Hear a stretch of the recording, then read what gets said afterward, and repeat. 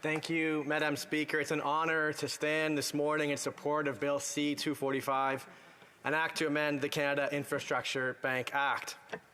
Now, it's important to note, it was just over 3 years ago that parliamentarians in this chamber admitted we are in a climate emergency. So if it's an emergency, we should probably act like it.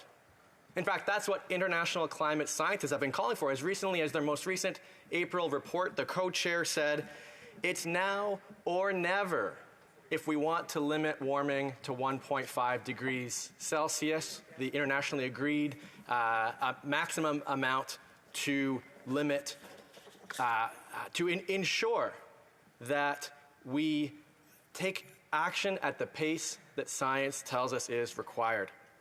Now, one way to do that is to take existing crown corporations and direct their resources towards solving the climate crisis that we're in. And that's why I support C-245, along with the member for Saanich Gulf Islands. And that's why I really appreciate the member for Churchill, Keewatinook Aski, for bringing this legislation forward as her private member's bill. The bill recognizes that communities are at the forefront of the climate crisis.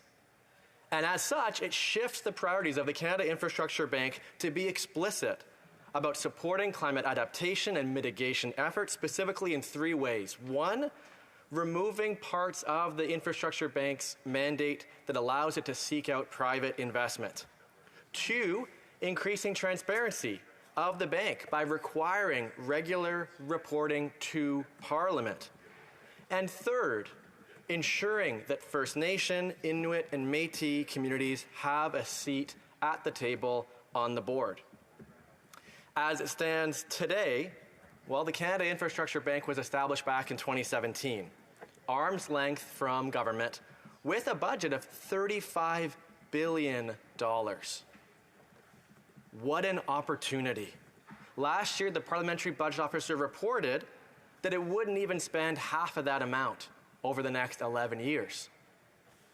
Wow, what a wonderful way to activate those funds. Because if we're going to follow through, as other speakers have mentioned, communities across the country are calling out for more. Municipalities are taking a leadership role. Waterloo Region is one example of that. But if communities across the country are going to follow through at the pace that science requires, they're going to need the federal government to step up. Recognizing that the Canada Infrastructure Bank, as it stands today, requires projects to be revenue generating, meaning they have to charge public user fees, tolls, directly or indirectly, to meet the needs of private investors. Instead, if approved, this bill would redirect those billions, those tens of billions of dollars towards the infrastructure projects we need. Whether that's helping communities move off of diesel, moving to high-speed rail, the list goes on and on. One person I respect on this topic, his name is Seth Klein. And he's talked about thinking about the climate crisis, the urgency we need, the same way that we might have thought in past about wartime efforts. I'd like to share with you a quote from Mr. Klein. He says this, "But in response to the climate emergency, we've not seen nothing of this sort. In contrast to C.D. Howe's wartime effort, the Liberal government has established 2 Crown corporations during its time in office.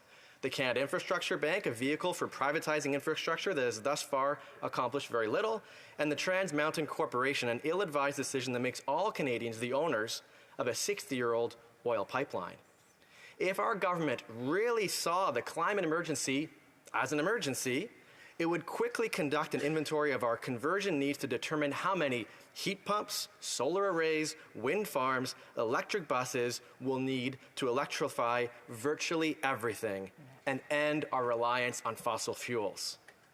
Then it would establish a new generation of Crown corporations to ensure those items are manufactured and deployed at the requisite scale. And to think of the jobs we could create in this transition.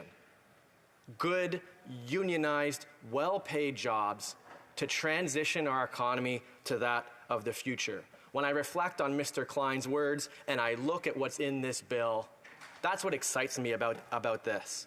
because Bill C-245 would be one step along a long journey, not only aligned with Mr. Klein's vision, but that which climate scientists are telling us is required. And that action isn't in 8 years. It's certainly not thinking about net zero by 2050. The action's required now. And there are bills before this House, like C-245, that would equip us to do it. Because that is the most important thing. It's not what one party or another bickers with each other about. This, in fact, isn't partisanship at all. What is required of us, how future generations will judge us in this chamber, is whether we collectively acted at the pace that scientists tell us is required, and take, rather than giving billions of dollars in new subsidies to fossil fuels, to invest it in the infrastructure we need. This bill is one we should all embrace, and I'm proud to support it. Thank you.